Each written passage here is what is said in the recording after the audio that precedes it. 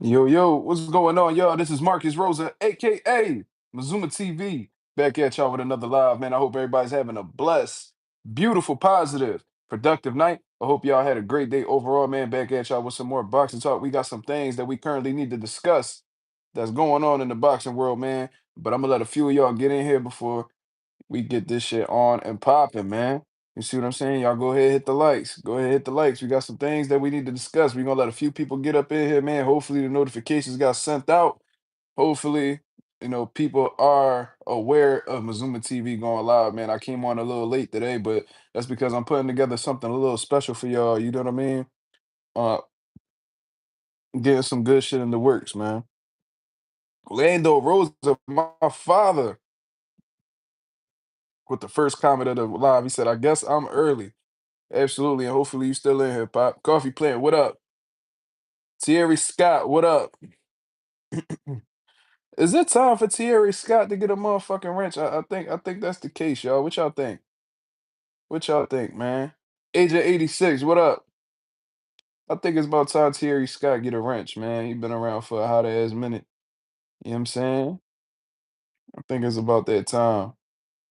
Salute to everybody in the building. Jibo next on the wrench. Oh yeah, of course. Shout out to Jibo. As soon as he get in the building, if you watching this live a little later on, shout out to the boy Jibo for sure. But I think Terry Scott deserve it, man. I ain't even going front.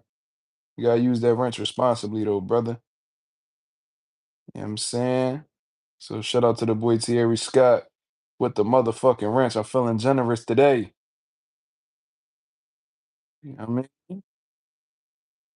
We got some things that we need to discuss, people. We got some good topics to, take on. You feel what I'm saying? Mm. Because it's some interesting shit going on, man. I want to hear exactly what you guys think about it because just as much as I like to voice my opinion, I like to hear yours, you know what I mean? But let me make sure the audio is correct before I step. Let me make sure the audio is correct before I step. Hold on, let me wait, you know where my AirPod case is at?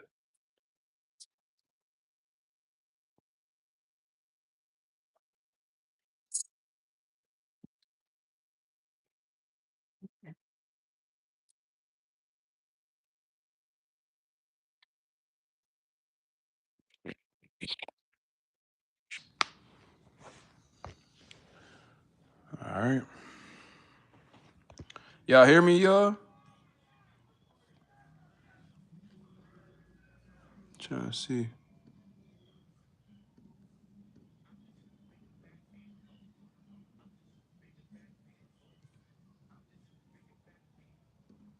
All right, cool, cool, cool. Just trying to make sure that the live is correct.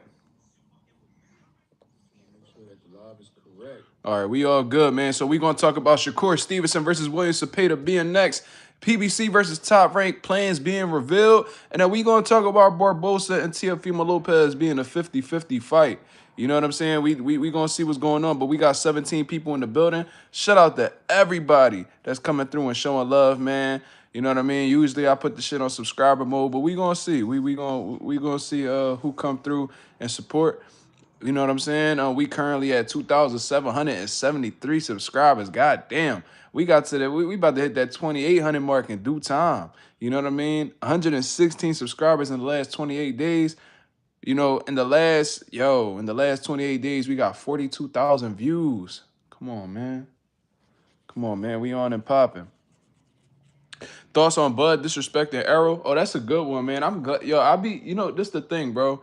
Like, I'll be looking at my timeline during the day and I'll see like what topics everybody talking about. And I'm gonna be like, yeah, I'm gonna talk about that tonight. But by the time it gets to, the nighttime and when I'm supposed to go live, I completely forget about it. You know what I mean? Just be too much time in between, you know, me being online and then me being at home. You feel what I'm saying? But do I be checking sometimes? Sometimes I check Twitter. You gotta hit me up on Twitter, Coffee Plant. But hold on. Thoughts on Bud disrespecting Errol? I didn't really understand it, man. I don't think it's necessarily disrespect. I just think that he just got a different opinion. You know what I'm saying? I guess I think with Bud, man, it's not really about resumes with him. It's about like weight divisions you've conquered and I guess like becoming undisputed is like really his thing. And he's like, Bud, I mean, he said Earl Spence has only ever gotten world titles in one weight class. And it's like, all right, well, so did Marvin Hagler, and he's the first ballot Hall of Famer on anybody's list. You know what I'm saying? So I don't think weight classes necessarily mean winning titles in multiple weight classes doesn't necessarily mean well, winning titles in multiple weight classes is an impressive feat. Let's not get it wrong, but that doesn't necessarily equate to being great. You know what I'm saying? Like you could be great and stay in one division. I'm sure Triple G is gonna be a Hall of Famer, and all he only went up to 168 one time, and that was later in his career. Like his 99.9% of that man's career was at 160 pounds. You know what I'm saying? So, and then this is also the thing. It's like, bro, I don't. It's his opinion. I disagree with Terence Crawford. I do think that Earl Spence is a Hall of Famer just based off of that run that he went on since he won his world title. Like he beat Kell Brook, who was the IBF welterweight champion of the world. You know what I'm saying? And I don't understand how Bud could diminish, Earl defeating Kell Brook when you fought Kell Brook years after Earl Spence did. And Bud be wanting credit and he'll find a way to try to legitimize, his opponents all the time, but then he'll discredit other opponents. Like, bro, there's no way you could give yourself credit for a Kell Brook win and then fucking not give Earl Spence credit for his win. Like, bro, he beat Kell Brook when he was champion. You beat Kell Brook when he was washed up and already out the door. Let's just keep it 1,000. Like, he beat a way better version. Even if he lost to Triple G prior to that, he still beat a younger, better version of Kell Brook than you. Let's just keep it 1,000. You know what I'm saying?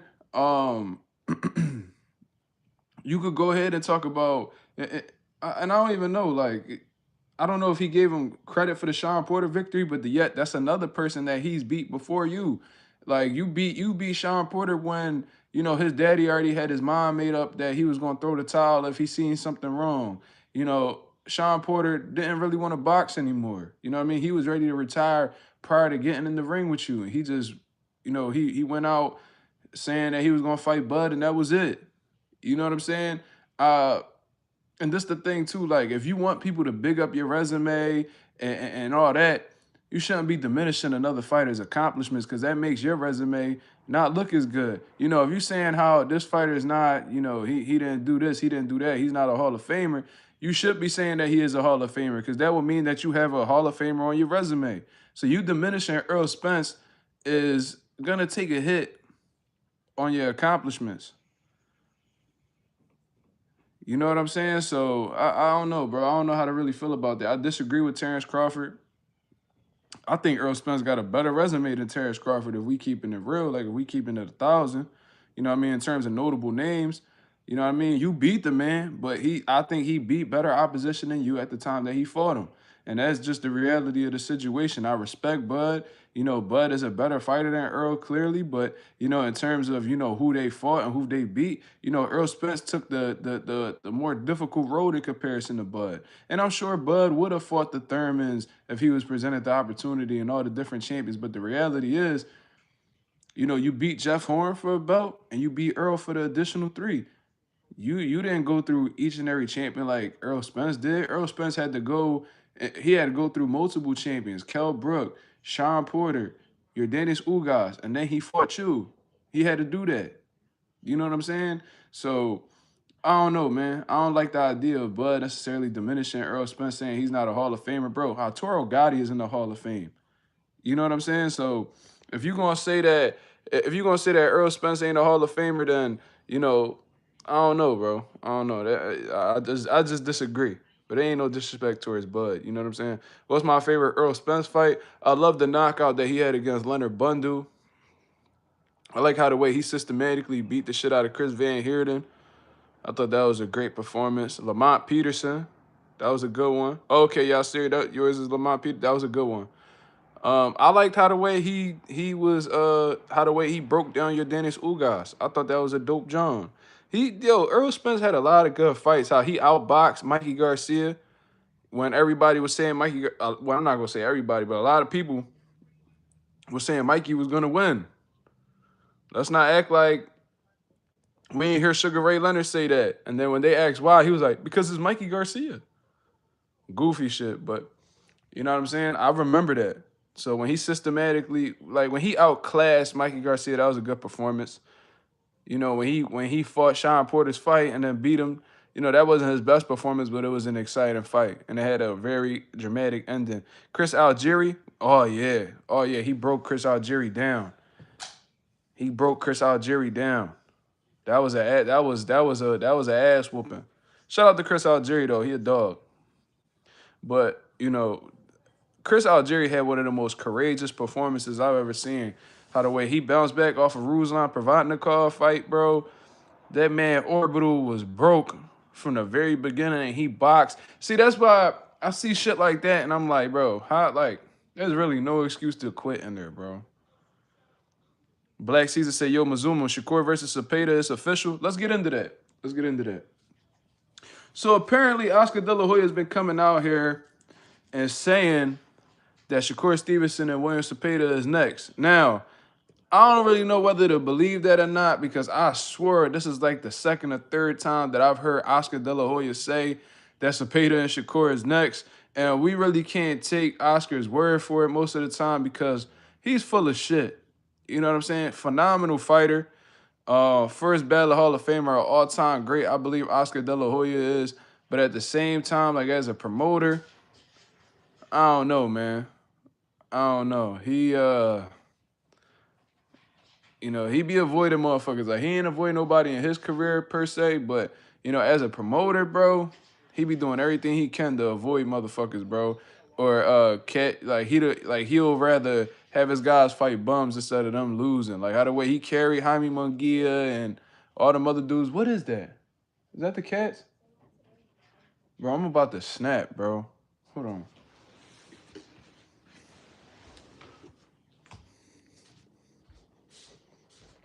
I don't even know why y'all feel like y'all should be in here. Get the fuck out. Get out. Don't play yourself. Play with your mother, nigga. Fuck out of here. You know what I mean? What the fuck was that? Some nigga by the name of Mr. Handsome said this guy cute. Yo, man, we don't be doing that weird shit around here, dog. Go take that shit up with Jaden Smith and them niggas. You got me fucked up. Y'all niggas on that Frank Ocean shit. We not with that, cuz. Fuck out of here. What was his name? Mr. Handsome. Nigga named Mr. Handsome. They be straight with the shits. Then he beat Porter, who lost all his biggest fights, but I fuck with EJ. But what was his Hall of Fame moment? Reef Hound? You saying what was Earl Spence? Wow, yo. I'm gonna fuck this cat up, bro. She dead ass. Y'all about to see me chase this motherfucking cat on live.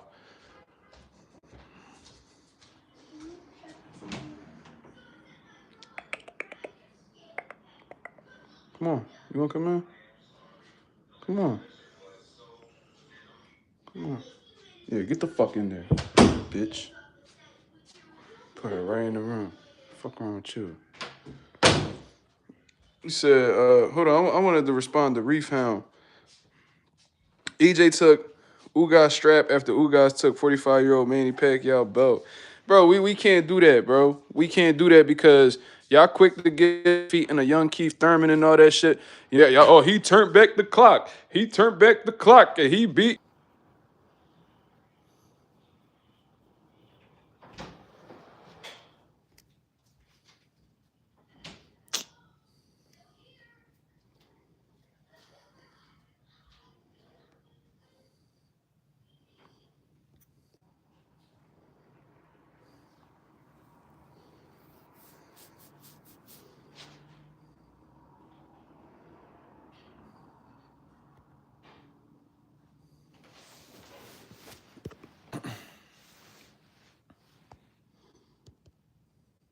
Can y'all hear me?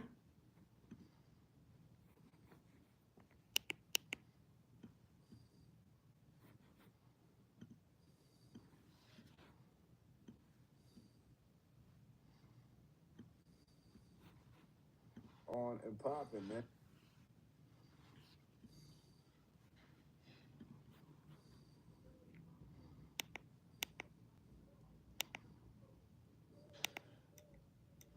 All right, we good. But anyways, you know what I mean? Shout out the Reef Hound.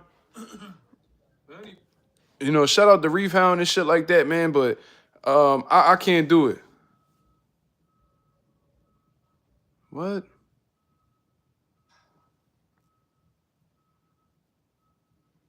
the fuck is that? Y'all niggas weird, cuz. But anyway, shout out to Anonymous for smacking me with the wrench. That's a goofy right there. I don't even know what the fuck he was talking about. But responding to Reef Hound, bro. To go at that, you know, we can't discredit your Dennis Ugas, man. That's somebody who I believe, that all honesty, defeated Sean Porter. You know, he worked his way up from the bottom. You feel what I'm saying?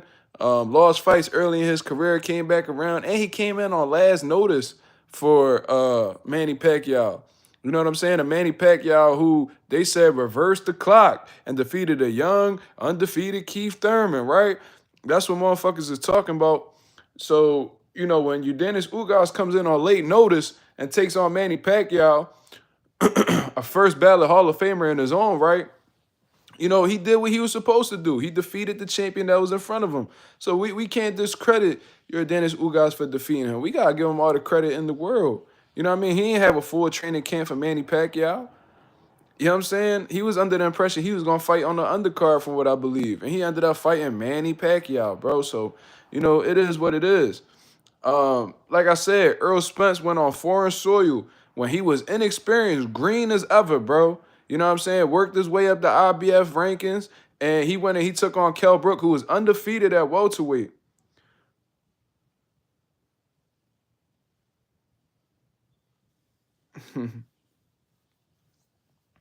Well, I never. This the thing. See, this what y'all talking about, right?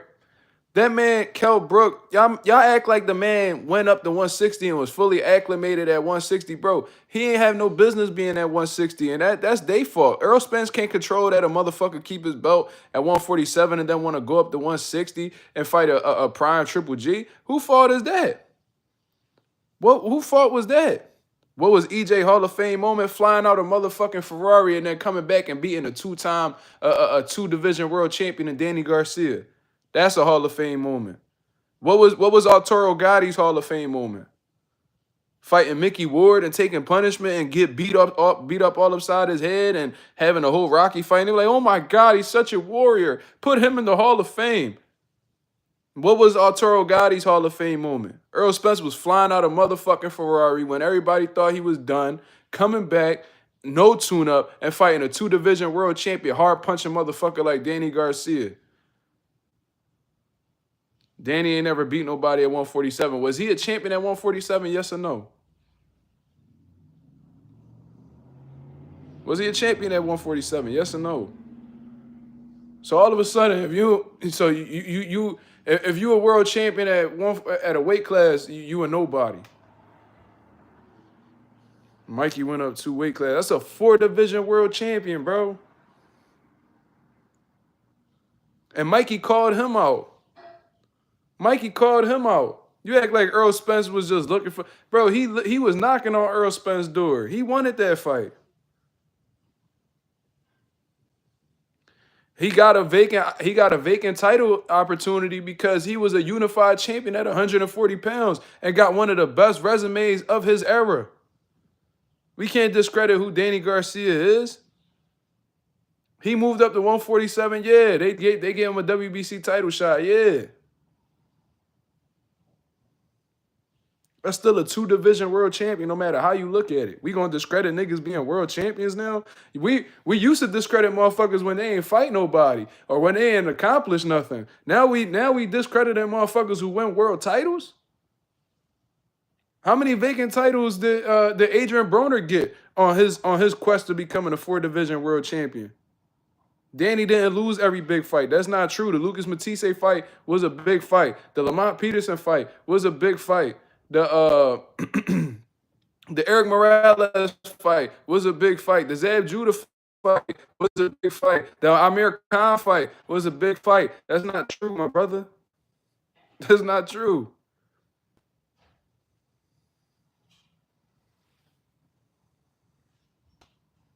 Eric Morales is old. Was Eric Morales a world champion? Yes or no?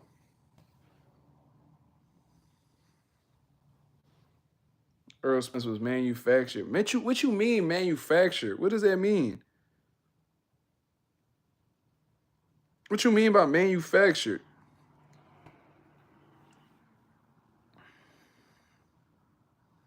So all of a sudden, Errol Spence is a nobody.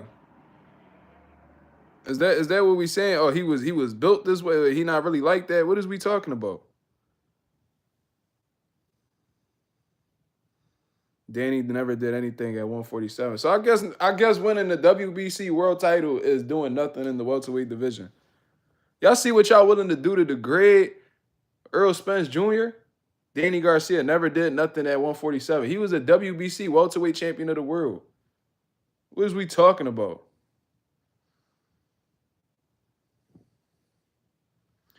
On some real shit, since y'all over here defending Bud, Danny Garcia beat better people at 140 than Bud. If we being honest. Yeah, the Bud fight got people fucked up. Yeah, bro. Errol Spence is a phenomenal fighter. That's a Hall of Fame fighter right there. You don't beat the niggas that he beat and not be of that level, bro. He had some unfortunate situations happen that may have fucked his career up. Yes, he might have had some, bad habits outside of the ring that, fucked with like his potential. Yes, but he's still done some phenomenal shit. Come on, man. Let's not do that. Let's not discredit Errol Spence Jr., man. That's a Hall of Famer right there. If y'all in here putting Arturo Gatti in the Hall of Fame and all these other motherfuckers, bro, Errol Spence done beat better niggas than a lot of these dudes that's in the Hall of Fame right now. We could look through the International Boxing Hall of Fame, and I can name some dudes what fucked up shit outside of the ring. Obviously, Errol Spence admitted it. It's public information. He had a bad drinking habit. He loved to drink. He loved to party. We brought up Andre Ward's 10 Commandments yesterday. Loving the nightlife, is something you shouldn't be doing. Putting drugs or alcohol in your system is something you should not be doing. Errol Spence was doing both of those things.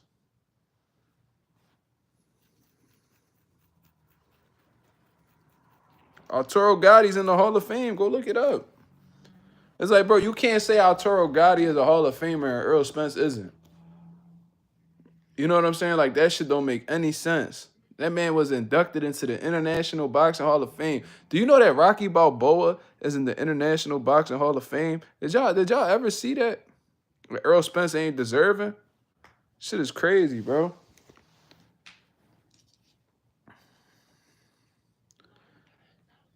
We can't do that, man. That we just gonna downgrade Manny Pacquiao like he wasn't a WBA champion of the world. Y'all going so far to disrespect Errol Spence that y'all talking about y'all discrediting Yordenis Ugas's biggest win in his career? Really?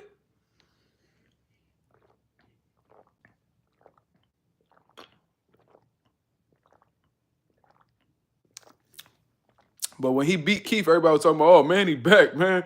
Yo, Manny back, man. Then he was supposed to fight Errol. Errol failed, I think he had a detached retina or whatever. Good boy. Your mother's a good boy. Your mother's a good boy.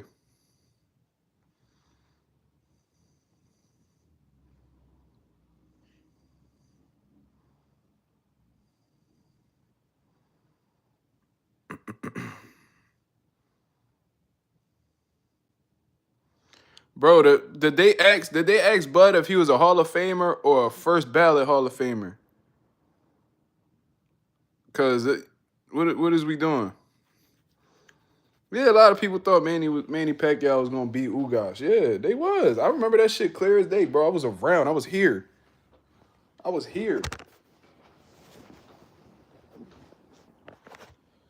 I was here. But now that you Dennis Ugas beat him, man, Pacquiao was 45 years old. Okay.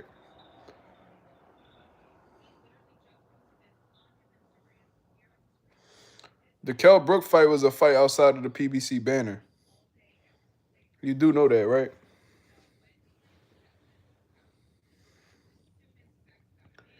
And I mean,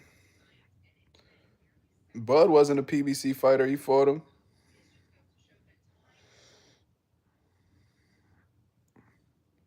Man, Errol Spence, look, man. Errol Spence is a Hall of Famer, no matter how you cut it. If he's not a Hall of Famer, tell me what Arturo Gotti did in his career that Errol Spence didn't.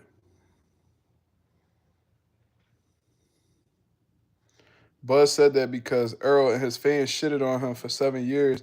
It ain't fun when the rabbit got the gun. Well, just because somebody's shitting on you for 7 years don't mean that what the motherfucker did wasn't great. You know what I'm saying?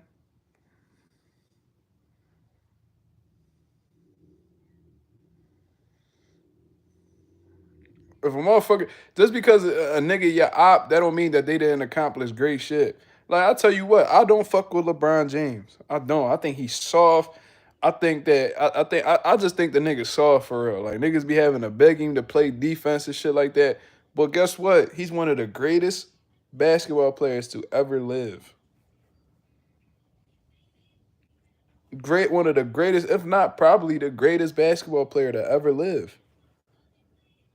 I'm not gonna sit here and talk about LeBron as if he ain't accomplished shit. What? Nigga said, yo, can I get a shout out? My horse died in a jousting incident and I'm bummed out. What the fuck is jousting? Can somebody tell me what that is? Not to be insensitive if that's real, but what is that? Jousting. What's a joust? What is that? Can somebody explain that to me?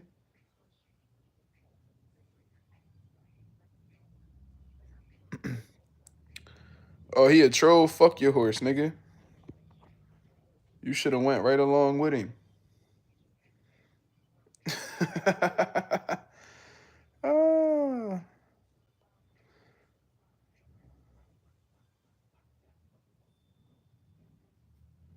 Bro, niggas is weird, bro. That's how you know we making it, cuz. That's how you know this channel blowing up. Yeah, yeah, fuck that nigga and his horse. He should have died right along with that horse.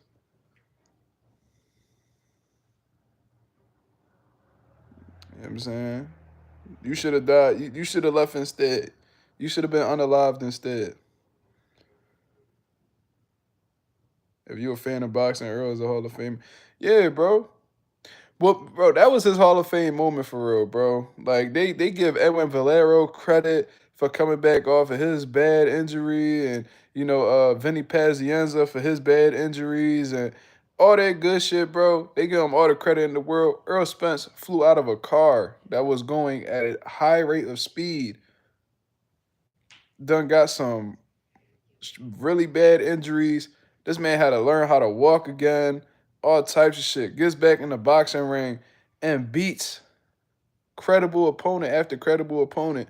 Then fights for undisputed shortly afterwards. You gotta respect that man. This nigga said Earl trash. Let's see. We can't have conversations with these type of niggas, bro. They undereducated. They ignorant. These niggas haters. We don't have them type of conversations over here, brother. So Milak or whatever the fuck your name is, nigga. Yeah, I mean, go get up on your goat and get the fuck up out of here. Fucking loser. Pick that shit up. Hall of Fame moment was Brooke Ugas. Trying to tell niggas, bro. That man won 3 world titles. That's his Hall of Fame moment.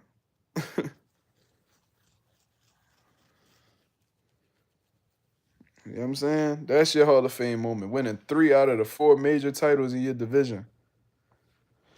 And Earl Spence's career, I mean, I ain't heard a man retire, so, he might come back and do some crazy shit. Who knows?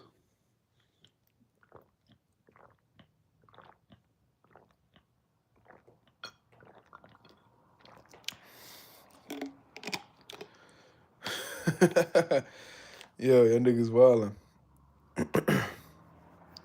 Well, Reef, that's your opinion, brother. But Earl Spence accomplished some great shit in his career, and if he were to retire today, I'm sure he will get inducted into the Boxing Hall of Fame. I'm sure he would. You know what I'm saying? I'm sure he would.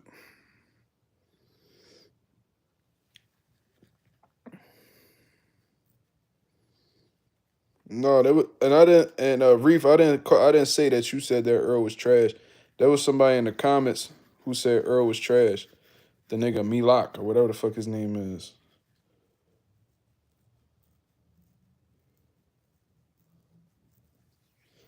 You know what I'm saying? But I disagree with Terence Crawford. You know what I'm saying? And in all honesty, man, like you should take a page out of Floyd book because Floyd always big up the motherfuckers before he slaughter them. You know what I'm saying? Like he'll talk about how good a fighter is going into a fight with him so that when he beat them, he could get the credit that he looking for.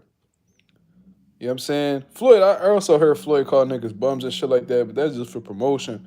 But when he sit back and reflect on the fighters that he fought, he always bigs them up. If you want to give yourself this credit or you want to be recognized for being a champion and beating great opposition, talk good about your previous opposition. That's just my opinion. Like me personally, if I beat Earl Spence, I will feel accomplished because Earl Spence did some great shit in his career. Imagine if Earl and Floyd fought, that would have been a good fucking fight. Especially like, a focused Earl Spence. You know what I'm saying? Like the one before the accident and before he let the fame get to his head and shit. You know, like that Earl Spence that fought like Chris Algieri, that would have been a great fucking fight. Cause I heard their sparring sessions was fire. And I spoke to people that was actually there. You know what I'm saying? And they said Earl was giving Mayweather work. Floyd shitted on Gotti the whole lead up. Yeah, that's a fact. He definitely did. He said, what the fuck? He said thunder makes noise, but lightning strikes. I'm like, yeah, this nigga was talking crazy. Yo, y'all gotta look that up, bro. Go look at them old ESPN interviews. He said, no, I'm gonna crush you. No, no, no, I'm gonna crush you. Yo, that shit was hilarious, bro. Floyd, Floyd was different, bro. His aura was different.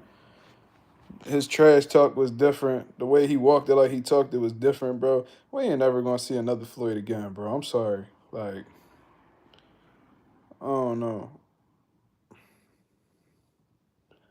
Yeah, Earl. They said Earl was punching on Floyd low key, but that was when Floyd had just gotten out of jail, and Floyd tried to use that as an excuse, like, yeah, I had just came out, I just did a bid. Like, nigga, you was in jail for like 3 months. Nigga, stop it. I was just in my cell doing push-ups. Like, niggas. Okay, Floyd.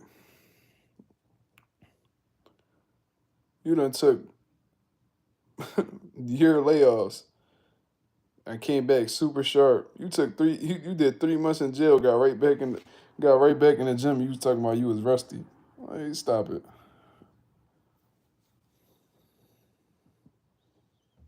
Yeah, he said he a C+ fighter. Yep. I mean, he lying? But what was crazy was Floyd was the B side. That's how popular Arturo Gotti was. That although Floyd was like this pound for pound fighter and all that shit, Gotti was such a fucking like cash cow. Floyd had to come in on the B side to fight Gotti. From what I heard, I think Floyd even talked about it.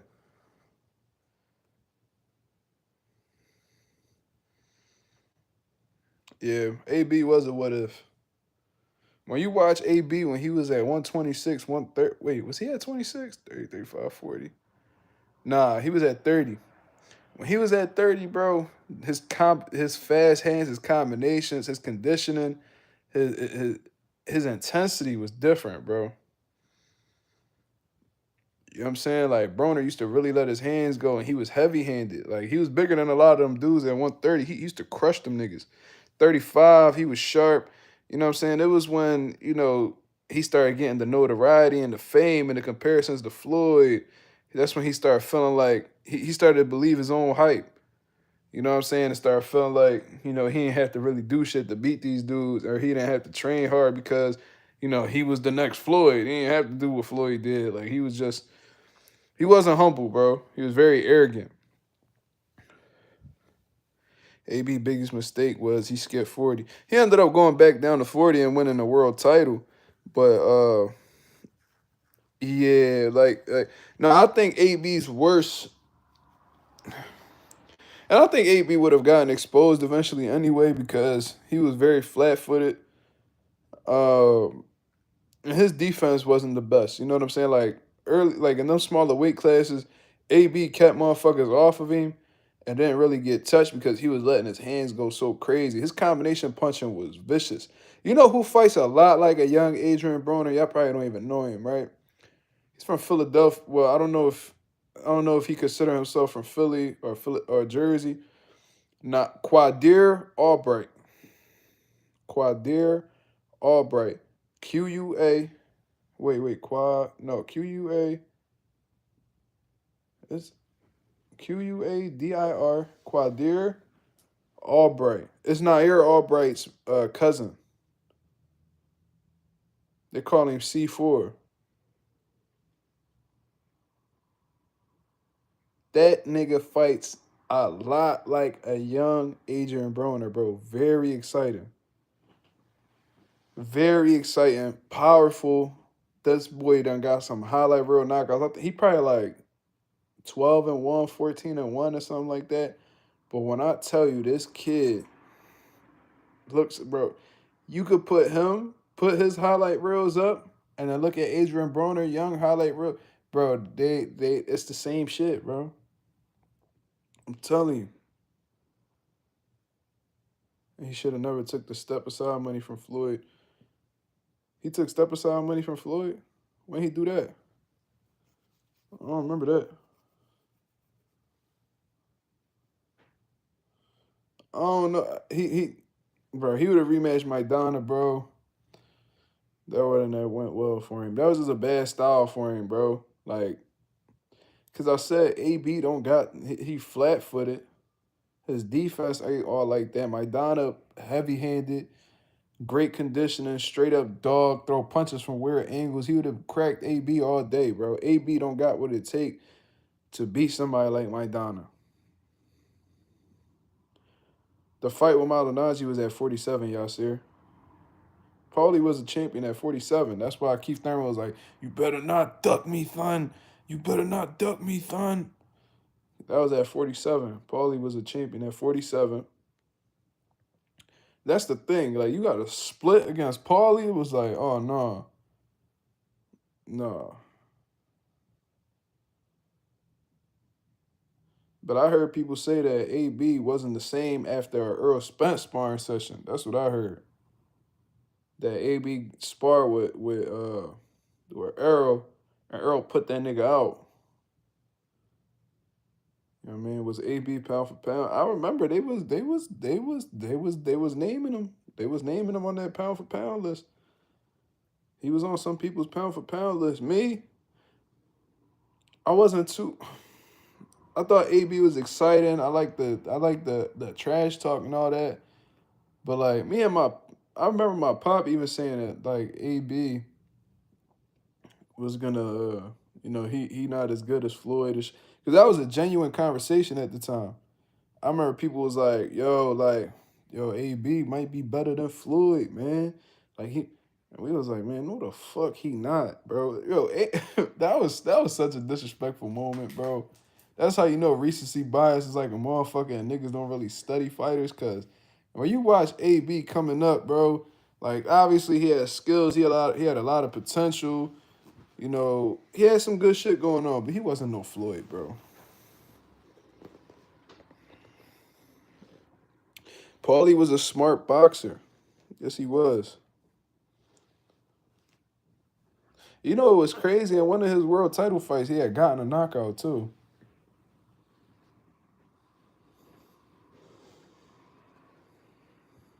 I heard Tank fell out with AB due to his off the ring shit. I mean, we could have told you that. AB was going down a path that was not promising, very dark and very negative. I'm sure Gervonta Davis started to notice it. And it started affecting his performances, man. Like when he fought Gamboa, that was a terrible performance. You know what I'm saying? And that was around the time he was kicking it with AB.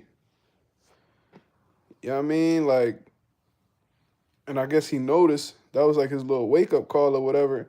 And then as soon as he, distanced himself, he ain't cut off AB, but once he distanced himself from AB, he got right back on point, stopped blowing up in weight, started having better performances, all that shit.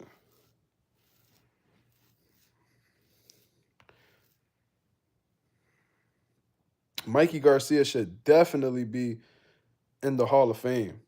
For not, bro, y'all sleeping on Mikey. I don't know about. I mean, Broner probably gonna get in just based off the fact that he a 4 division world champion. His resume fucking sucks, to be honest with you. But Mikey is definitely a Hall of Famer. He might be first ballot, for real, depending on who's on the ballot. I think Mikey's a shoo-in for the Hall of Fame. Like, look at what he did, bro. From 126 to 135, bro. I mean to 140.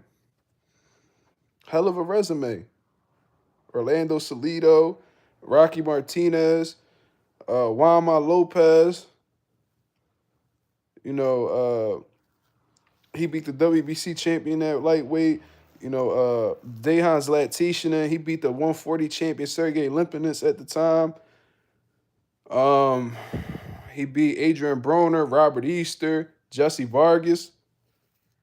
And I think he was a 2-time world champion. Like Mikey did some great shit, bro. And I'm sure there was some people who yeah, Mikey definitely first ballot. Mikey one of my favorite fighters ever, so fuck with Mikey.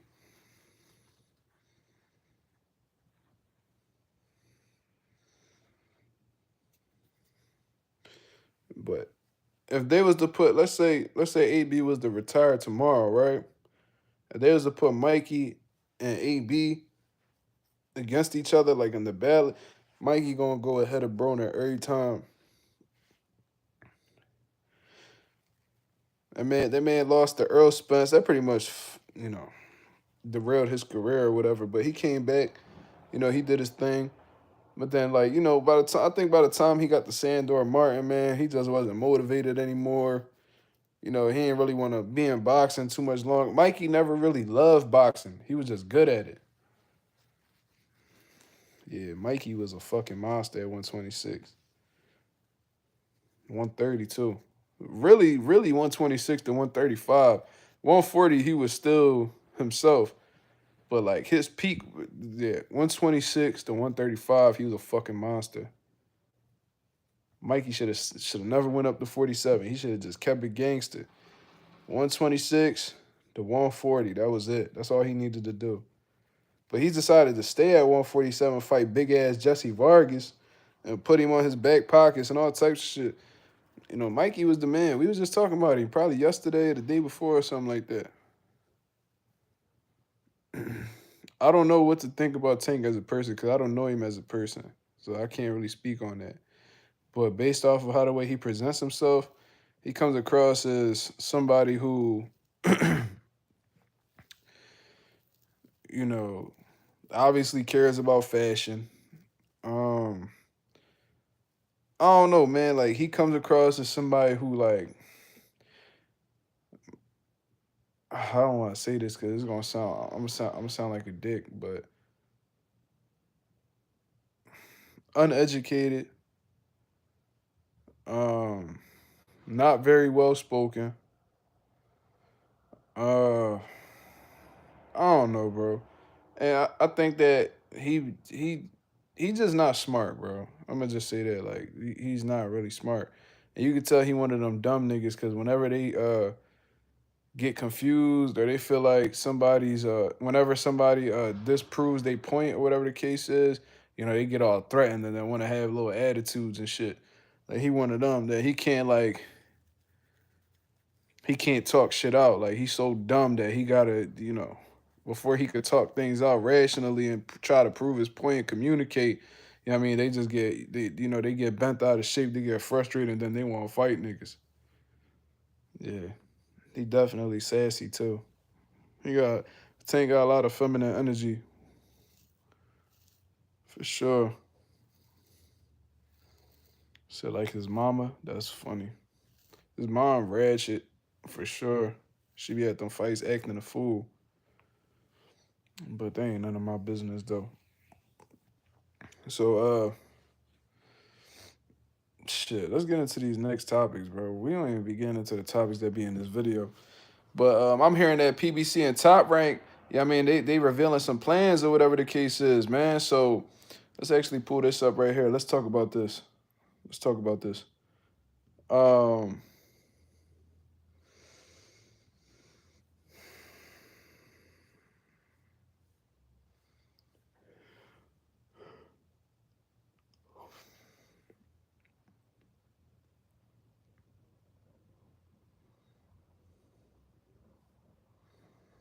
Whoever make that fake Andy Cruz account is fucking hilarious. I'm gonna just say that. That nigga stirring up shit in the boxing media for sure. Where's it at? Where's it at? Where's it at?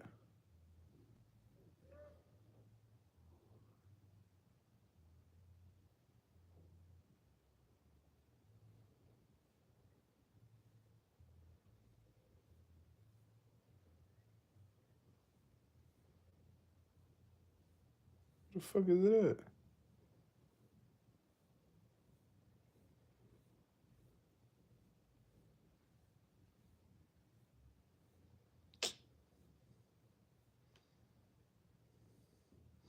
I see Jalil Hackett talking about he gonna move up to 154. Good for him. Good for him. Okay.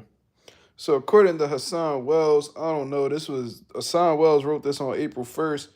You know what I'm saying? So I don't know.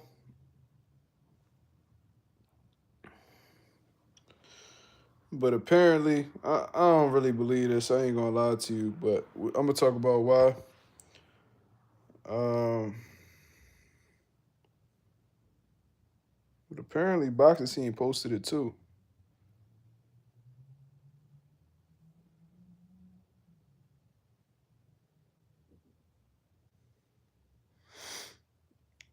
So Hassan Wells said these are the matchups PBC and Top Rank are planning to make to compete with Turkey El Sheikh, Gervonta Davis versus Loma or Keyshawn Davis, Sebastian Fundora versus Xander Zayas, John Beck versus Carlos Adames, Stephen Fulton versus Shushu Carrington, Teofimo Lopez versus Gary Antoine Russell. This is according to Boxing Scene, y'all. So I don't know. This might have been something that PBC and Top Rank might have talked about, but I don't know if these fights are gonna come to reality. In all honesty, man, I don't know what's going on with Vasyl Lomachenko. He talking about back injuries and shit like that. And he talking about there's a possibility he might not come back. So, um, at this point, Gervonta Davis should look past Loma and look at better options. Gervonta Davis versus Keyshawn Davis. I don't know. I don't know if that fight's gonna ever come together, man. I just don't trust Gervonta Davis and his opponent selection, bro.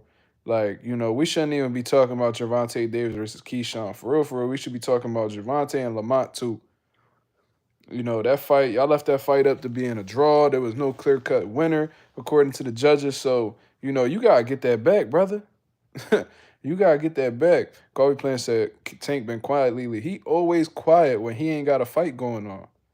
When Tank start running his mouth, it's because he knows some shit is about to be announced soon or whatever the case is, or he in training camp. Gervonta does not talk when he doesn't have anything lined up.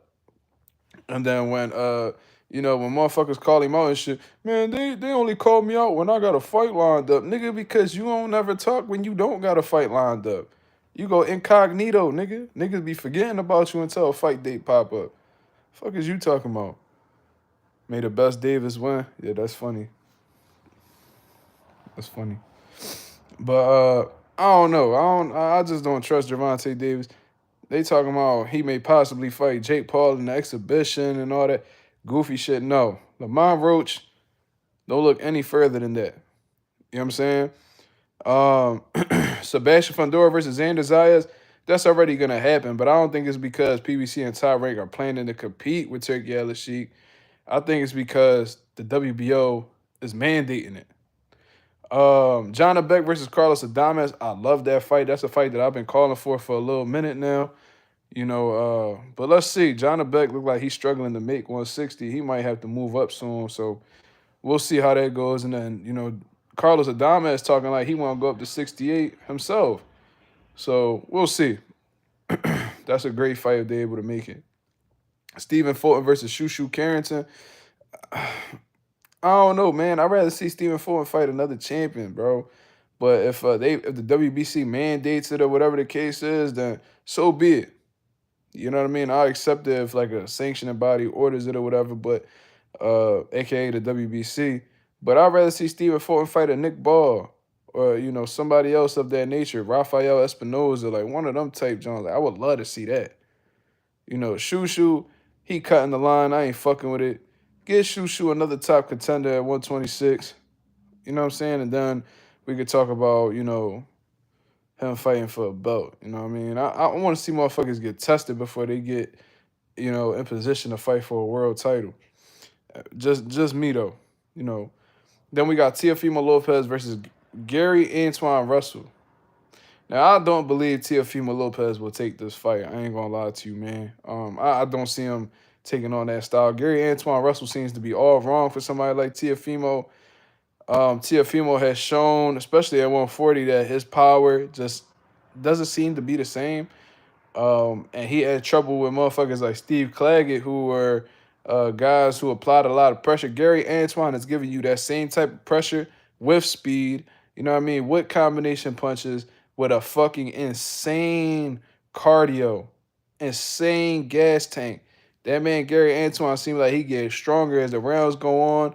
And Teofimo Lopez, he been struggling with his defense lately. He might run into a lot of shots from Gary Antoine Russell. And Gary Antoine also has power. He has a high knockout ratio. You know what I'm saying? So I think stylistically that's a nightmare. So for somebody like Teofimo likes to be the more quicker, athletic, guy that he could get away with making mistakes against and stuff like that. He like fighting them type of guys, them slow, flat-footed, come-forward fighters that he could stun on and shit. He not going to be able to do that with Gary Antoine Russell because Gary just as athletic, just as quick, hands just as fast, and shit, Gary might be just as intelligent in the ring as T.O. The only thing that T.O. has in his favor, in my opinion, is experience. You know what I'm saying? So I don't know if T.O. ever look Antoine's way. That just he know what it is, bro. He don't want them problems. But if PBC are planning to make big fights to compete with Turkey Sheik, shit, I'm with it. I love it, bro. But I'll tell you what, Caleb Plant versus Rendisi or whatever the fuck his name is, ain't gonna help them compete against Turkey Sheik. Thomas Lamana. I might just bring Thomas Lamana on the show, bro. I might just bring him on. You know what I mean? We gotta talk about this. We gotta talk about this.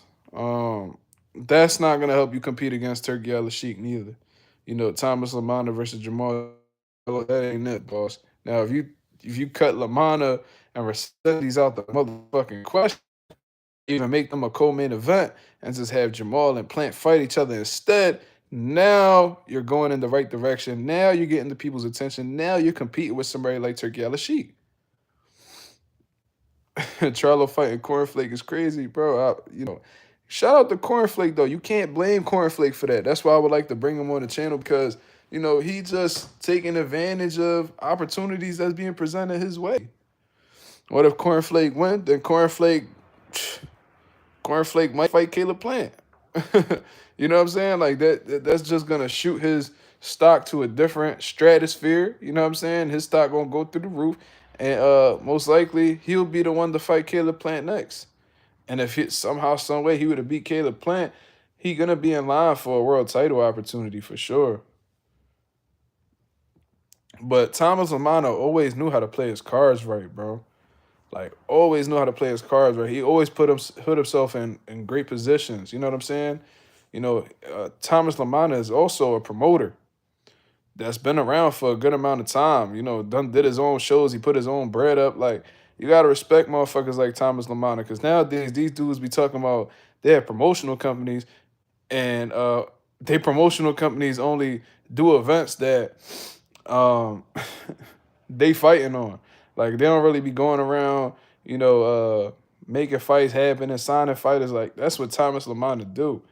Cornflake done really fought against, good guys and put it all on the line. And I seen what happened with Eris Landy-Lar and shit like that. He done been through it all in boxing. And he's also promoting. Just a very smart businessman that put himself, in a great position. You said he got a little white privilege. You know that's around, bro. You know that's around. Come on. Look at Joey Spencer. Joey Spencer ain't do absolutely shit since he got stopped by Jesus Ramos. Oh yeah, take the Tim Tszyu fight. Yeah. You know what I'm saying?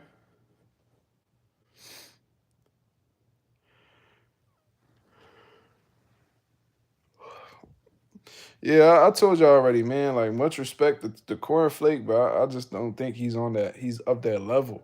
I don't think he's up that caliber.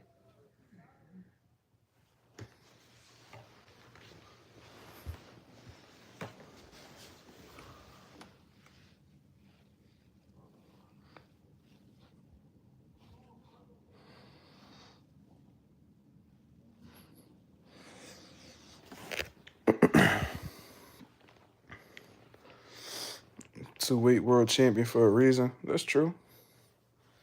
That's true. Yeah, I mean, and Thomas Lamana, he ain't never win no world title. He ain't never beat no big notable names.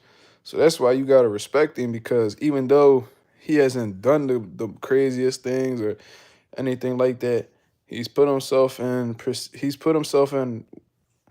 situations or opportunities to he's done what he has to do to receive some prestigious opportunities. So you gotta respect Lamana for that. Nah, they ain't shooting. They was just being loud out there. I was trying to figure out what's going on. I'm still upset about my car being vandalized and shit. So, yeah.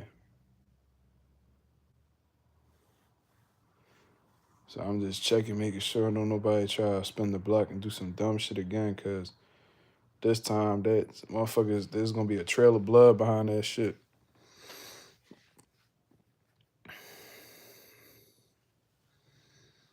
Time for the suburbs. Yeah, I might have to go back up there, Mel.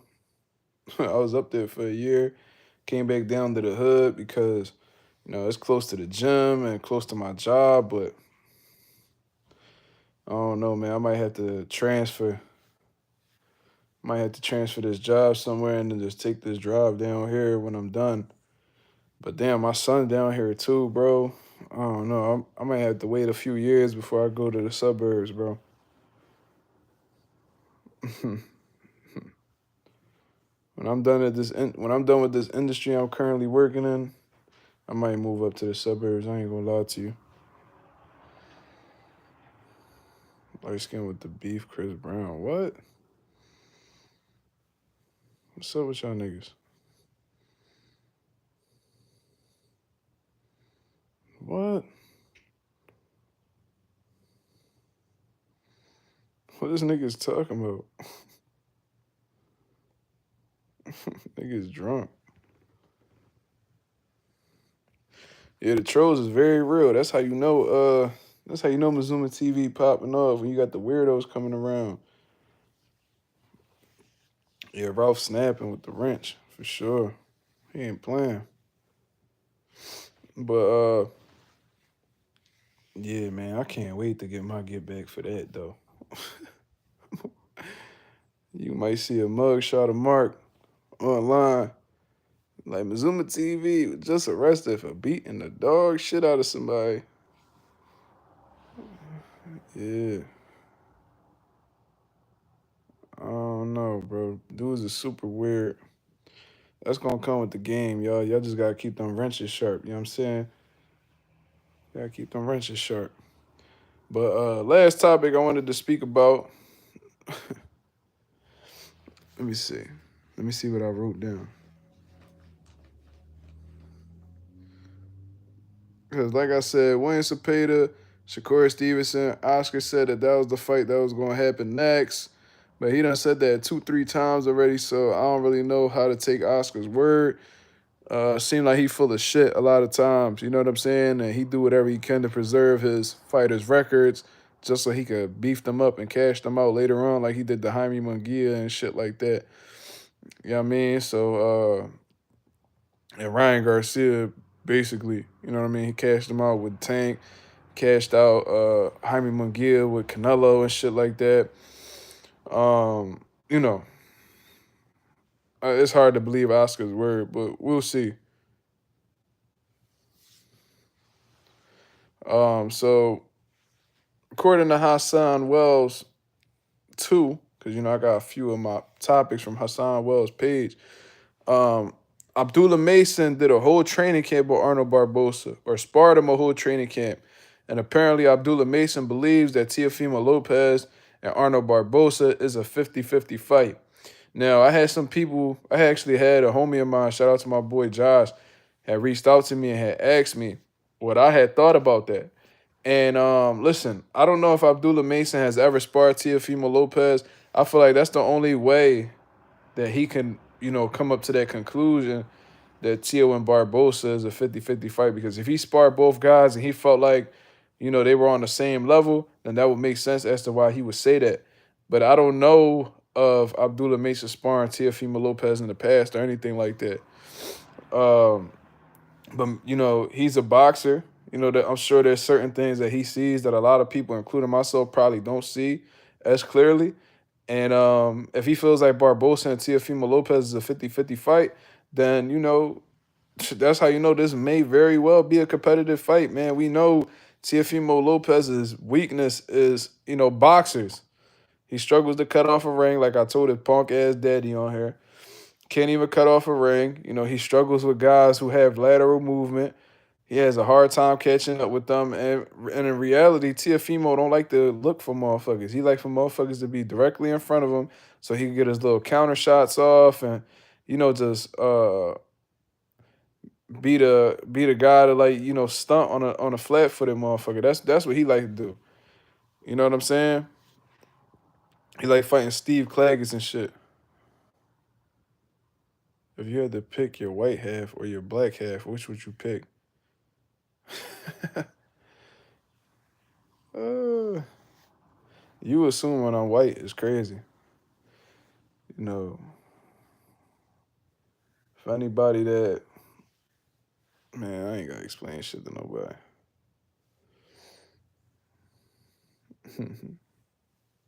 Yeah, he don't like when motherfuckers give him movement. He get all frustrated and get mad that you're not standing in front of him. And he loses focus, he loses sight of his game plan, and there he go, lunging in the shots, throwing one big shot, completely abandoning his jab. You know what I'm saying? So Arnold Barbosa, if he's able to have Teofimo Lopez, tap into that part of his mind, then he's gonna be a beat fighter. Teofimo Lopez is, you know what I mean? He gotta get Tio to abandon the game plan like Tio abandoned his game plan against Cambosis. You know what I'm saying? If he's able to do that and just outbox him and make him look stupid, he could win the fight. You know what I'm saying? But um, I think it's 60-40 Tio in all honesty. That's what I personally believe. I think that Tio's faster. Arnold Barbosa could box. You know what I mean? He got a couple good wins under his resume and shit like that. But I don't know. I just think that Tio is I think he's more well versed. Um, I think he'll land the harder, more effective, cleaner shots. I don't know. I think that Tio is gonna really rise to the occasion with this one because the problem with Tio is his performances be up and down. He'll have one phenomenal performance, then he'll have like two shitty ones. Then he come back and show you that he's really one of them guys. Then he struggles with somebody he's not supposed to struggle. He's inconsistent, but I think at this moment, considering what's in front of him, I'm sure he's getting money that he's happy with. He's also being a part of like a big card and he's not the main event or anything like that. Not even the co-main event. I think he's the opening event, honestly. So I'm sure Tio's mind frame is attempting to steal the show. He's already attempted to do it, with press conferences and shit like that. So I'm sure he's gonna look to be a showman and had the most entertaining fight, on the card. You know what I'm saying? So I'm expecting Tio to be on point this time around. And I think he'll outclass Arnold Barbosa.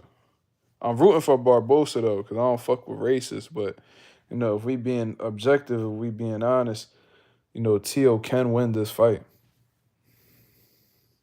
And let's not act like we ain't see Barbosa really lose that fight to that dude. What was his name? Like McComb or some shit. Let's not forget about that. It can be done. Tio got less pressure on his back, so it makes it for a great performance by him. Bella Face said Sean McCombs. Salute. Sean McComb, yep. But, Tio, I mean, it depends. I mean, Tio might have more pressure on his back because look at it this way. Teofimo Lopez has been telling you that he's the most successful fighter under 30 and, he's the leader of the new school. You done heard him say all this shit, right? So now he's on a card that happens to have two other fighters that are a part of the same generation as him. They come from the same new school as him. They the new guys on the block. So now Tio has it in his mind that he wants to show that he's superior to everybody else. So he's gonna have some pressure on him, bro. He's gonna have some pressure on him. He's gonna want to outperform them dudes. He want to show the world that he's better than all them guys. And how can he do that? By putting on a better performance, the more memorable performance. That's what he has to do. So in Tio's head, he like, man, I gotta really show out because my whole objective is to, make it clear that I'm the superior, I'm the number one, I'm the uno. And the only way that he could do that is by performing well or better than the other guys. He gotta perform better than Ryan. He gotta perform better than Dev.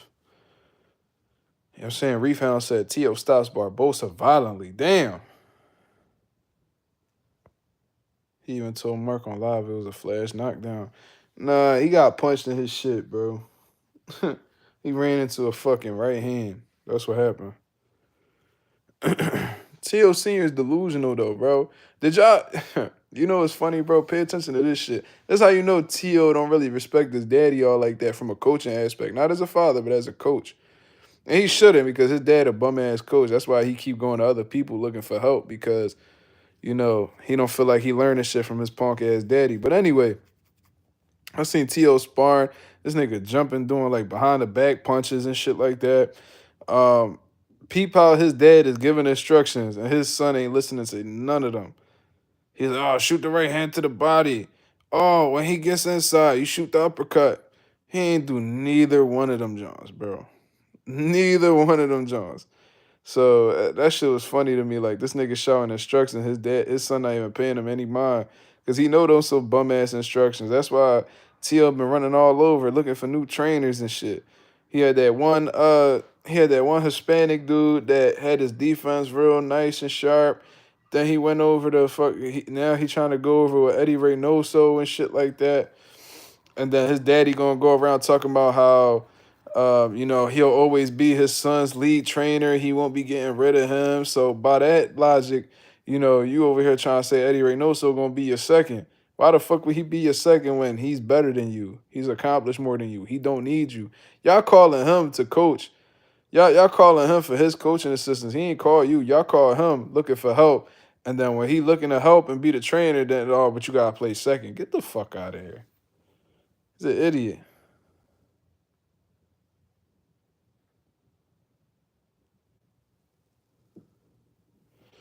Yeah, you said it backwards. You fight how you train. Yeah, so if you on some bullshit, if you train in bullshit in a bullshit manner, your performance is gonna be like that. If you train the whole camp fighting backwards, you gonna fight backwards the night of the fight. If you fight aggressively in camp, then you gonna have an aggressive fight the night of the fight. You know, I've seen it happen. You definitely fight like how you train for sure. Yeah, T.O. Senior, he feels like he shares the spotlight with his son. You know what I'm saying? Like he lives through his son, so there's no way his ego is gonna allow him to not be the main character in this situation. That motherfucker got that main character syndrome. You feel what I'm saying? Have y'all heard T.O.'s corner advice? Shit is horrible. Because his dad's not a coach, bro. His dad's not a coach. He's not, bro. He's trash. Just like Angel Garcia. Angel Garcia took his son when he was already, a talented fighter and shit like that. And pretty much took him under his wing, and with the right management and, the money that he had behind him, he was able to make him a world champion. But Angel Garcia is a bum ass coach. Think about it this way. Who has T.O. Senior trained and made a champion or any type of contender or anything like that besides his own son? Nobody. You know why? Because he's not really a fucking coach. Same shit with Angel Garcia. Who the fuck is Angel Garcia trained besides his son? Nobody. These niggas not really coaches, bro. They live through their kids. They grab a bag off their kids, and that's it. They not passionate about the sport. These guys ain't no real motherfucking trainers or nothing like that. These niggas is opportunists. They wasn't shit growing up. They ain't accomplished shit growing up. So as a result of that, they live through their kids because their kids actually turn out to be something. Why doesn't Sean Strickland fight how he trains? I don't know, man. Maybe that Pierre knockout, kind of traumatized him and made him question his chin or something. I don't know. He a coach. He trained. Yeah, Bill Haney, but at least Bill Haney know that he ain't no coach for real. That's why that's the difference between Bill and T.O. Senior and Floyd Schofield Senior and all them motherfuckers, bro. Bill will fall back and let a nigga train his son. You know what I mean? He'll fall back and let niggas take control. You know what I'm saying? He let Floyd Senior do it. But the thing is, I feel like when Bill feels like he's learned enough from a coach, then he'll separate from them and just take their recipe, which is kind of grimy for real. But it is what it is. I don't know. Shout out to the boy Orlando Finney with the $5 super chat. He said, just showing love to the nation. Salute, my brother. Thank you very much for contributing to the channel. You know what I'm saying? My boy Orlando Finney always in the building showing love. You know what I mean? He be gone for a couple days, then he come back around and you know what I mean? He down with the nation. So salute to the man. Salute to the man.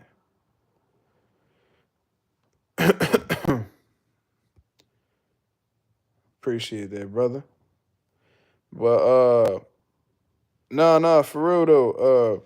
These motherfuckers ain't no coaches for real, bro. They not. Trust me. They just want to be.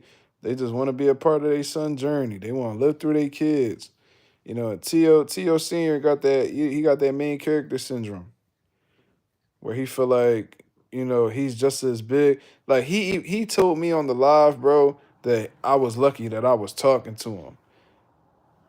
I'm like, nigga, who? What? First of all, I found your number online, you bitch ass nigga. You ain't have to answer if you ain't want to. And you making it seem like I should be just so glad that this cokehead motherfucker is giving me some time out of his day to talk shit to me. Like, okay, nigga. That dude's a fucking loser. You know what I'm saying? Your son online admitting that you a crackhead and shit, but you worried about me. You should be worried about your son. You need to go discipline your son, fuck nigga. Yeah, he said that too. He said, I'm making you famous. Like, nigga, you are a nobody, bro. You are a nobody. And nobody recognized you unless your son was walking beside you, nigga. Go ahead and walk down Philly by yourself. Nobody will know who you are. I bet you if you used to walk down the block in your own city without your son, nobody would know who you are. You're a nobody. You're not of significance. Fans don't give a fuck about the trainers all like that. You invisible to a lot of these fans. They don't give a fuck about you, but let you tell it. You probably think you this fucking big deal. Yeah, he a loser, bro. I was glad he answered the phone though, cause I've been wanting to call him racist for a minute. He ain't like that shit at all though, y'all peep. As a matter of fact, I'm about to get off of here and listen to that shit again so I can laugh. Let's get one more question in before I get up out of here, man. Shout out to the 31 people that's in the building, tuning in to the live. Salute, salute. Let's get one more question in, man. Y'all see the eyes, they loading the motherfucker. I'm tired, boss. I'm tired, boss. Forgive me. It's hard to keep these eyes up. God damn. I have a black grandson, you asshole. I can't be racist. I got a black grandson. Oscar said he wants Tevin versus Schofield next. Thoughts? I think that's Oscar's attempt to, use Tevin to make Tevin Farmer transform into like a motherfucking gatekeeper. You know what I'm saying? Maybe he, I don't know, bro. Maybe that's Oscar wanting to discipline Floyd Schofield for that fuck shit he did against Shakur Stevenson. Tevin Farmer will be a very tough fight for Floyd Schofield. Floyd Schofield is inexperienced. Floyd Schofield will have trouble hitting Tevin Farmer. And he's very vulnerable to counter punches. And Tevin Farmer is a solid counter puncher. So, Tevin might have a lot of success against somebody like Schofield. You know what I'm saying? So, if they were to make that fight, that'd be a good fight. I heard Tevin, contemplate retirement after the first Zepeda fight, but, since he's come out and said he has Tourette's and all that shit, he's saying that he ain't going nowhere, that fight was just a part of his story, and that, he's still locked in on becoming a two-time world champion. So, we'll see. We'll see. Shout out to Tevin Farmer, though, bro. That motherfucker is durable. He got a lot of heart. He got a chin for sure. Yeah, I mean, but I'm going to get up out of here, man. I appreciate everybody that came through and showed love to the channel. If y'all could just hit the like button on the way out, that'd be very much appreciated. Share the video, like the video. Get the people to subscribe to Mazuma TV. We on the road to 3K. We well into the 2,700 mark. About to hit that 2,800 mark in due time, man. Until then, this Mazuma TV. Y'all have a great one. Y'all get home safe. Y'all sleep good, all that good stuff, man. I'll be back at y'all with another live tomorrow. Until then, I'm out of here, man. Peace.